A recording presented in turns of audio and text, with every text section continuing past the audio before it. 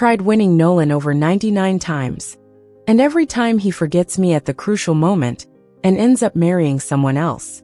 The last time, I decided to live for myself. When he got kicked out of the Nolan family, I didn't take him in. Later, this gloomy kid asked me, with red-rimmed eyes, why? So, the 99th time I died was at Nolan and Lily's wedding. I gave in. In my head, I heard a heavy voice. Host, you failed again. Do you want to restart the task? After so many tries with no success, what's the point of doing it over? Forget it. Yes, but I don't want to go after Nolan again. This time, I want to live for myself. The system went silent for a bit. Last chance, are you sure? Yes, I'm sure. I know this means I'll be stuck here forever. But that's better than being wiped out again, right? So, I was reborn for the 100th time on that rainy night. That was also the first night I met Nolan. That night, Nolan's fake rich kid status got exposed, and his parents kicked him out. The first 99 times, I took him home, cared for him, and looked out for him. I paid for his college, and got his sick mom the best treatment. But whenever I thought the task was done, he'd forget me and marry that girl who bullied him. So this time, I didn't go out. I just stared at the storm outside, lost in thought. I knew how pitiful he looked that night. Soaked to the bone, Nolan curled up at the convenience store door, shivering. He didn't even have shoes. Oh right, he said those shoes cost thousands, and the real heir Nathan had them ripped off right there. Nolan is the maid's son. 18 years ago, Nolan's mom swapped the kids' lives without permission. When the truth came out, people's ugly sides showed too. Turns out the real heir, who worked odd jobs and dropped out early, was actually the rich kid. The one they nurtured, who was top-notch in everything, was the culprit's kid. Nobody could take that. Seeing Nolan only reminded them of being played like fools for 18 years by a maid. They'd never keep him around. But each time, I pulled him out from rock bottom, but couldn't save myself. Clearly, it just took a wedding to finish it. Yet every month before the wedding, he'd forget me and everything between us. I couldn't sleep that night. Being alone can be terrifying. Forcing a change after doing something countless times is hard, both physically and mentally. I must have loved Nolan, but that love drained with every disappointment. I saw Nolan again a week later. When he walked into class, someone started teasing. Hey, the fake is here. Used to act so above us, but turns out he was leeching off someone. No different from a thief, right? School's top student and heartthrob. Just the maid's kid, huh? Laughter erupted. Nolan's back stiffened, fists clenching. I thought he'd lash out, but he just looked my way. Slightly watery eyes, a bit of vulnerability. Before, I would have shut those guys up with just a word. My dad's the principal after all. But now, I didn't want to get involved. I blocked his view with my book. Nolan's desk was a distance away. I had asked to sit near him before. When Nathan showed up, the whole class buzzed. He got kicked out for fighting. Who'd have thought he'd be the son of the richest guy in town overnight?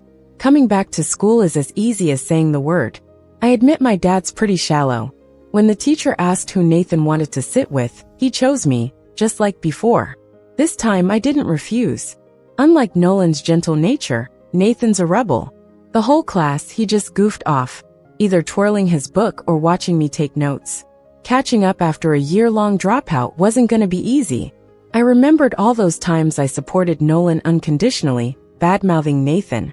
Yet he never gave me a hard time. Out of desk-mate courtesy, I tossed my notes at him. Starting over isn't scary. What's scary is lacking the courage to do it.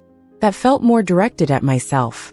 Nathan's eyes lit up, and then he got serious about writing. That constant stare from a distance was hard to ignore. After the bell, the girl Lily from the next class stormed over to Nolan. She slapped him without a word. Ugh, I used to have a crush on you, but you? A huge mistake in my life. If Lily knew she'd end up marrying Nolan, she wouldn't say that.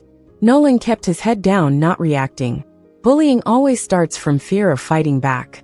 Not just Lily, but all those who Nolan wronged came to kick him while he was down, thinking it made them noble. I remembered how, even when I openly defended him, Nolan still got bullied. Suddenly, I dreaded Nolan's future. Near the day's end, Nathan slid a note over. Help me with schoolwork, name your price. Is he serious about studying now? A little move can change everyone's lives? But I turned him down. With Nathan's status, there's no shortage of top students who would love to tutor him. This time around, I just wanted peace. But certain people don't seem to agree. Nolan cornered me on my way home. The boy who was once gentle now had a few more scars on his face, looking even more disheveled. The moment he saw me, his eyes turned red, and he quivered as he asked, "Why? Why did you stop caring about me?" Turns out, Nolan knew everything. He never forgot. I was just too slow to realize. I looked at him, his eyes full of hope, and said calmly, "Sorry. I don't know what you're talking about." In Nolan's eyes, something shattered beyond repair. "Clara, you can't just leave me. Can't leave him, and end up being the one abandoned every time?" It happened so many times he thought it was just natural. "That's Nolan for you." "Sorry, I really don't know what you're talking about. I have to go home and finish my homework." Hearing this, Nolan panicked. He grabbed me in disbelief. "No way. You can't forget. Every time, you'd show up for me without hesitation. Did something come up last night?" "It's okay. I'm not blaming you. But now, can you take me back? I've got nowhere to go. Right now." Nolan's mom got scared of going to jail after her shady dealings were exposed and had a heart attack. She's got to be in the hospital. Nolan's like a stray dog with no way to pay for the expensive medical bills. Does he expect me to fix everything like I did before? I gently pried his fingers off my arm. "Nolan, I gave you so many chances. Initially, I was supposed to complete my task and leave while Nolan's life went on. My help should have ensured his life wouldn't be too bad. But somehow there was a bug or something, making me repeat this world over and over again, because Nolan must have found out something. "Clara, can you give me one more chance? Please don't leave me," he pleaded. I said firmly, "It's not going to happen. I'm never trusting you again." That night my dad, who rarely talks to me, suddenly had a serious chat. "I need you to do me a favor," he said. "What favor? You gotta ask me yourself." He chuckled. "You know I've wanted to expand the school library, but haven't got enough funds. But thanks to Nathan, he got his dad to donate $2 million, as long as you tutor him. Nathan really doesn't give up, huh? Did you take the donation money?" I asked. My dad sheepishly nodded. "All right, as long as it's nothing too crazy," I said. My dad could be a bit materialistic, but he put his life's work into that school. Before, I did a lot for Nolan that my dad couldn't understand, but he'd support me without question. So I organized the study materials overnight. With half a year left till the big college entrance exams, who knows if Nathan can handle all that info? The next day, Nolan didn't show up at school. I expected it, but somehow felt a bit empty inside. I told myself I couldn't be soft-hearted again, pitying a guy for a lifetime of bad luck, as if 99 times of bleeding lessons aren't enough. After class, a bottle of yogurt appeared on my desk. Snapping out of my thoughts, I saw the guy next to me pretending to look out the window, but his red ears gave him away. "Thanks," I said. Time is precious, so except for eating or bathroom breaks, all our spare time was for tutoring. I thought Nathan would struggle, but surprisingly he was attentive, asking questions whenever he didn't understand. Maybe I misjudged Nathan before? Not sure, gotta wait and see. Because of the tutoring, we were practically together all the time. Gossip started spreading at school. I wasn't sure how Nathan felt, but I didn't care. 6 months later, we'd all go our separate ways in life. Why waste energy on pointless talk? One day, while eating with Nathan in the cafeteria, the kids at the next table kept mentioning Nolan, so I perked up. "Did you hear? Nolan's dropping out of school." "Really?" "Yeah, I heard his mom's been in the hospital. She's Nathan's family maid. The whole thing's a mess. Nathan's parents hate her. If she wasn't in the hospital, she'd probably be in jail. Nolan had to leave school to take care of his mom. But they deserve it, not worth sympathy." I stirred my noodles idly. I wondered if Nolan regretted how things turned out. "Not enjoying the noodles?" Nathan asked, looking at my bowl as he polished off his spicy noodles. Despite being part of the Leong family now, Nathan kept his simple habits, enjoying cheap but tasty noodle soup. They say it's easy to go from frugality to luxury, but hard the other way. It won't be long before he adjusts to being the young master. "Huh? No, I'm full. Let's head back to class," I replied. Passing the next table, Nathan paused and said meaningfully, "Keep quiet while eating." The girls at the table turned red, probably either embarrassed or flustered. These days, my dad often asks about Nathan's study progress, proving that saying "don't bite the hand that feeds you." One day, he suddenly mentioned Nolan with a hint of regret in his eyes. "It's such a shame about that kid. He said he's dropping out." I offered him help, but he refused. I didn't share any thoughts on it. Should I hate Nolan? For being ungrateful? For making my task fail and leading to repeated erasures? But everything I did was voluntary. He never forced me. I just wanted to succeed in my task by helping him. He had the choice always, but it's true I died countless times because of it. It's human to want something in return after giving. So I can't forget, and I can't forgive. Hating someone's exhausting. Maybe it's better to just ignore them. Over the weekend, Nathan asked me to go to a nearby library with him. I didn't expect to run into Nolan there. He looked thinner than before, which made his facial features stand out more. The warmth he used to have was replaced by a gloomy aloofness. "Lily." That was always his favorite way to call me. It's kind of funny thinking about it now. We did have our sweet times. We were in the same college, and during those 4 years, we did everything a couple does. He expressed his love for me and chased off unwanted guys. I knitted him scarves 99 times and ran out in the snow to buy sweet potatoes because he liked them. But none of those memories could compare when Lily suddenly showed up. I knew that before he left home. He and Lily were the school's it couple. They had a mutual crush, just waiting for the right chance to be together. But things don't always go as planned. When my fake prince status was exposed, I stayed to complete a mission, get close to him. Back then, maybe I was the only one he could lean on. And because of that, I saw him at his most helpless and lost. The day came when he could finally soar, but he cut the cord that tied him to his past with no hesitation. When I brought up getting married, he always avoided it, saying his job wasn't stable, and he couldn't make me happy. I couldn't quit on the mission, knowing it would reset if I failed. Eventually, by using my dad's connections to get him a promotion and raise, he finally agreed. I was so thrilled, thinking once the mission was completed I could go back. But reality played tricks on me repeatedly. I still remember the first time I tried to accomplish the mission. A month before our wedding, Nolan didn't come home all night. When I found him, he'd forgotten everything except Lily. How ironic, right? What about me? I tried to make him remember, but I always failed. I thought fate was against me. I tried everything to keep him from leaving on that day, or to stay by his side. But every time, he'd wake up the next morning with everything forgotten. I believed in him over and over, only to find out it was a scam. I don't know why Nolan did what he did. Many times, I wanted to confront him and ask why.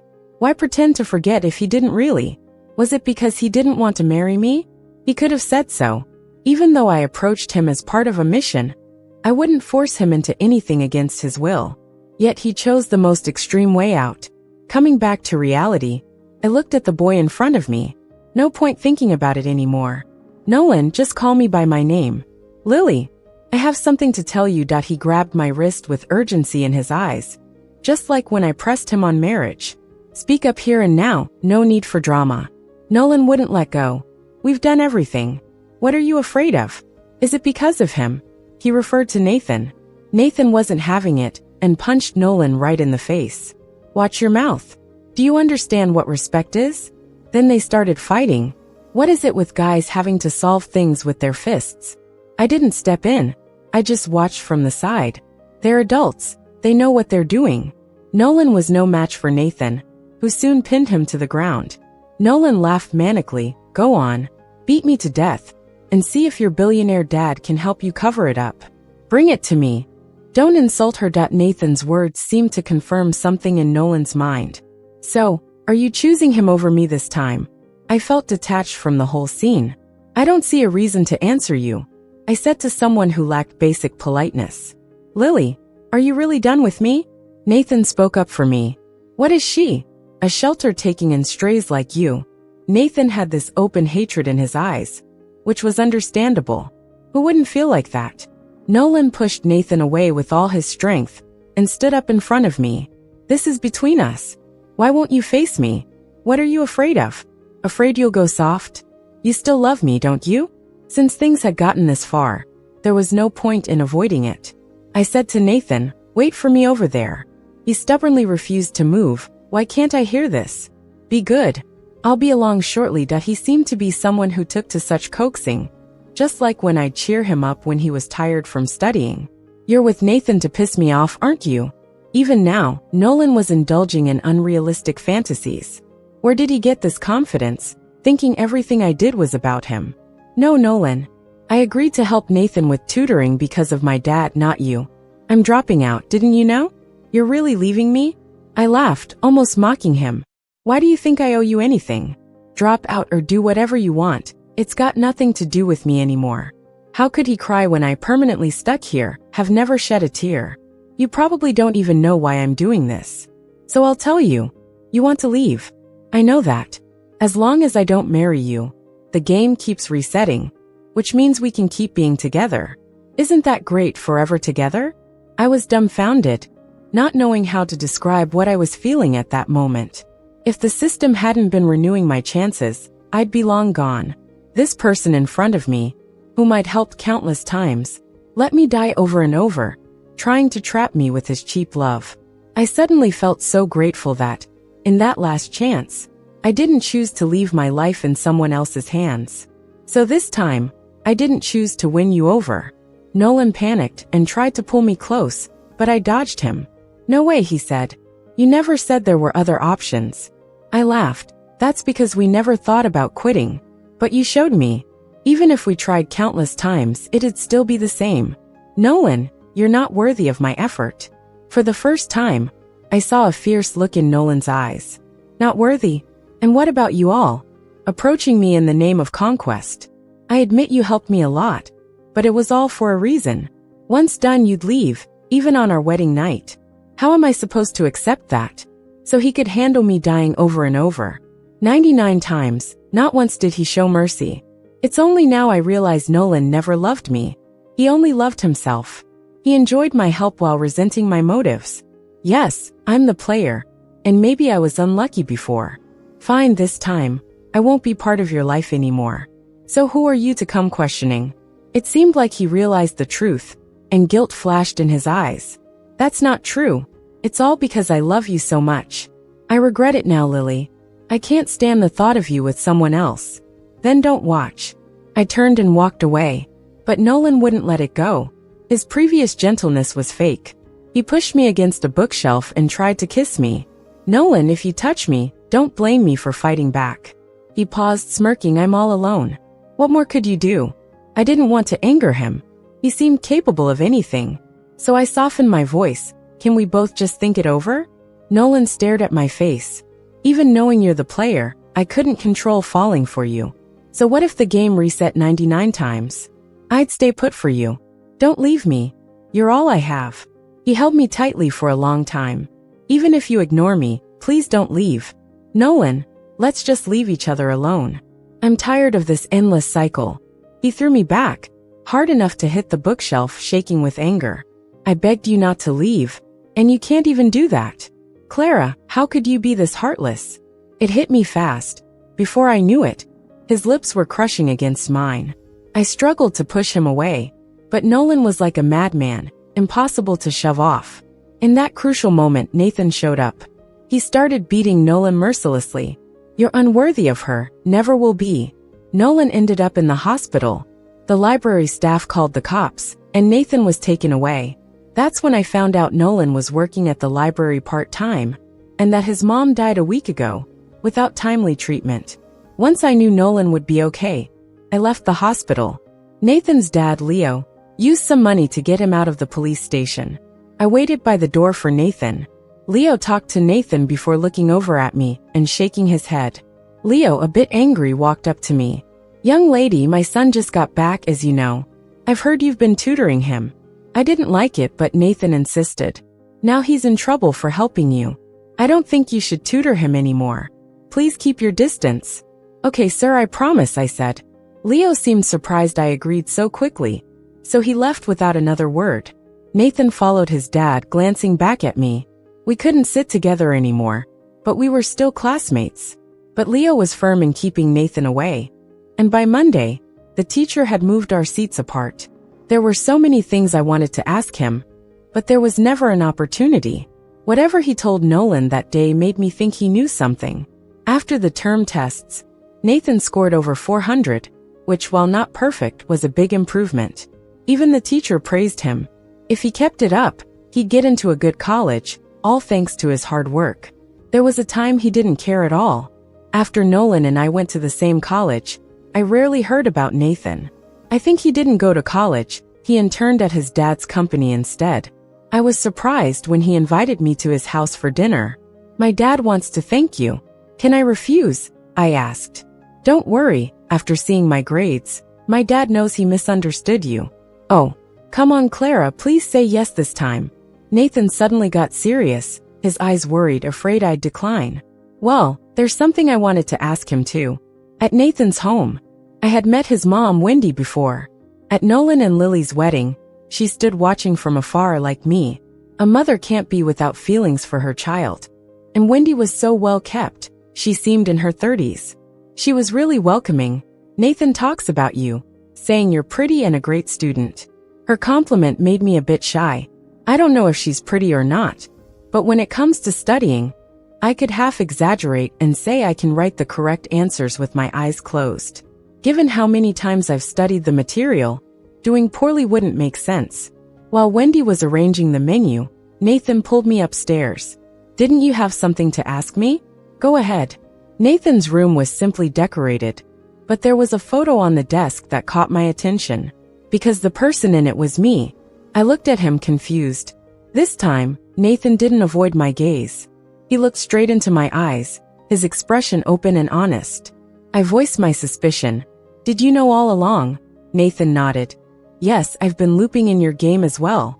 I was shocked. I heard him say, "Each time I tried to get your attention, to stop you from chasing after Nolan. I wanted you to know there's someone else in this world waiting for you. But just like you, I failed 99 times." Nathan's words left me shaken. I searched my mind for memories of Nathan. Every time he'd come back to school, he'd always choose to sit next to me, but I always turned him down. I thought my mission had nothing to do with Nathan. And since he didn't get along with Nolan, I felt I should keep my distance. Later, he started picking fights with Nolan, and each time I'd have to step in. How did I treat him? I attacked him with harsh words, and even said some nasty things about him to the teacher. Back then, Nathan's mind wasn't on studying. He was always fooling around. To me, even if he acknowledged his wealthy dad, he was a lost cause, not even close to Nolan. But I never thought Nathan knew everything, and was trying to get me to stop chasing my goal. Sometimes I regret it, wondering if I wasn't trying hard enough. Otherwise, why couldn't you see me all along? This time, you didn't reject sitting with me, and I finally saw a glimmer of hope. "Clara, now that you're here, live a good life." Turns out, while I was pursuing others, someone was quietly waiting for me. Nathan said he knew everything, because Nolan told him. He once stopped Nolan from marrying Lily. Nolan knew what was on his mind, and came clean with him. That's when Nathan learned about my mission, and that once I succeeded, I'd leave this world forever. But that's not what Nathan cared about. I couldn't bear seeing you fall in front of me over and over. It hurts. If I could, I'd take your place. Turns out every time I was erased, Nathan was there, watching me fail again and again. It's no wonder he wanted me to give up. After finding out the truth, I didn't know how to face him. I didn't even eat. I just hurried away. I didn't expect Nolan to come back to school. My mom secretly met with him. That's what Nathan set up on the school rooftop. The early summer breeze brushed against his face, sweeping his hair. At some point, that defiant face had softened, and his eyes were like ink-stained water. "If you mind, just say it." I kind of understood. With my help before, Nolan's life changed, but not drastically. But now, even attending school was hard for him, and his mom felt sorry for him. Nathan probably felt uneasy too. "I'm not bothered, He looked at me hesitating. I had no idea what he wasn't saying. Forget it wasn't until a few days later that I figured out what was on Nathan's mind. It's not that Nolan came back for school. He came back to get under my skin. "Clara, try to get with me." And I promise we'll get married this time. Don't be with Nathan, okay? I couldn't help but laugh. So Nolan cared most about me being with Nathan. Nolan, the only person you've ever loved is yourself. You just can't handle it now. But once you have me, you wouldn't treasure me anyway. Nolan raised 3 fingers as a promise and said confidently, I swear today, if I let you down, I'll die. Give me another chance, please? It's not about me trusting you. It's that I don't love you anymore. Nolan, stop doing things that disgust me. I'm not giving up, Nolan said stubbornly. Time flew by, and soon it was almost time for the college entrance exams. Everyone in the class was furiously studying, prepping for the last push before the tests. But then something happened with Nathan. He got hit by a car on his way to school. When I got to the hospital, the doctors were trying to save him. Leo was furious outside the operating room. Find out who did this, no matter what it takes. I want to see who dared to mess with my son. Wendy was crying on the side. I kept praying inside that Nathan would be okay. His remarkable life was just beginning, and it shouldn't end like this. From what Leo said, it wasn't just an accident. Someone did it on purpose. But who could it be? I got really scared all of a sudden, hoping it was just my mind playing tricks on me. Nathan was seriously injured. I waited a day without seeing him, and had to head back. Later, I visited him a few more times, but he hadn't woken up. No doubt, Nathan missed his college entrance exams. During that time, Nolan came to see me once and said some cryptic stuff. He said, Lily, no one can stop us now. After the exams, we can still go to the same college and be together. But after the last exam, I saw him being taken away by the police. Rumors started swirling in school that Nolan had set up Nathan to get hit by a car. Later, my dad confirmed it. The police had evidence, and Nolan was definitely involved. That kid really messed up his life. And he didn't just ruin his own. Nathan still hasn't woken up. And how is Wendy supposed to handle this truth? Thinking about this, I rushed to the hospital and found Wendy on the rooftop. I didn't know if she was distraught or just needed air. Not wanting to startle her, I kept quiet. After a while, she slowly walked back from the edge and seeing me, didn't seem surprised. I knew you were here. Do you think Nathan will wake up? For some reason, tears welled up in my eyes. I wiped them away quickly and comforted her. Auntie, yes, I believe heaven will watch over Nathan. Wendy suddenly squatted down crying. It's all my fault. If I hadn't felt sorry for him and given him money, Nathan wouldn't have gotten hurt. That's when I learned Wendy had given Nolan some money when she met him. And he used it to pay someone to harm Nathan. What a twisted fate. I felt a lump in my throat, heart aching for Nathan, and thought how unfair it all was. Auntie, don't do such foolish things again. Don't continue making mistakes. Think more about Nathan. He's been through so much. Most days during the summer, I visited Nathan in the hospital, constantly talking to him, hoping he'd wake up.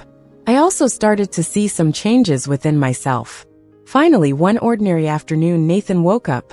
The moment he saw me, his dark eyes began to sparkle with life. Clara, am I dreaming? His voice was hoarse from not speaking for so long. I chuckled, no more dreaming. You've been asleep long enough. For some reason, tears started running down my face as I laughed. Nathan tried to lift his hand to wipe my tears, but couldn't manage it. Wendy hurriedly went to call a doctor. After an examination, the doctor also smiled. Nathan was awake, but his recovery would be tough. Leo suggested going abroad, but Nathan refused. I trust our doctors here. He said it while looking at me, and I felt embarrassed. Why are you looking at me? You're beautiful. I went to see Nolan. He looked awful, with sunken cheeks and dark circles under his eyes, like he hadn't slept in ages. Seeing me, he got strangely excited. Clara, are you here to get me out? You won't leave me behind, right? You've saved me 99 times already. Just do it one more time, please. This place is terrifying. Clara, say something. I looked at him like he was a stranger. Nolan, I came to tell you 2 things. Nathan's awake, and I'm with him now. I couldn't bring myself to use such cruel methods, but I wasn't going to let him off easy. Before heading to school, Nathan came to send me off. Since he wasn't fully back on his feet, he was in a wheelchair. Spending so much time in the hospital had left him pale. Before leaving, I gave him a dark gray scarf from my bag. I had knitted it several times for others before. My skills weren't great, but I put my heart into it. Maybe because I had gotten better, this one was more satisfying than ever. Since I didn't know when I'd see him again, I wanted to give it to him early. I wasn't sure if he'd like it. He seemed thrilled looking at it over and over. Thanks, I really like it. I'll wear it when I come to see you this winter. I smiled and leaned close to his ear. Nathan, good luck. This time, it's my turn to wait for you. From Nathan's perspective, a year later, I finally got into the same school as Clara on my own merit. The day I got the acceptance letter, I was too excited to sleep. She said she'd wait for me, and that the sunsets at the new school were beautiful, and the classmates were nice. But honestly, those weren't the words I wanted to hear. I had to say it myself. Clara, I miss you so much. I knew she was smiling on the other end of the line. That felt great. Finally, I could legitimately be close to her. The end.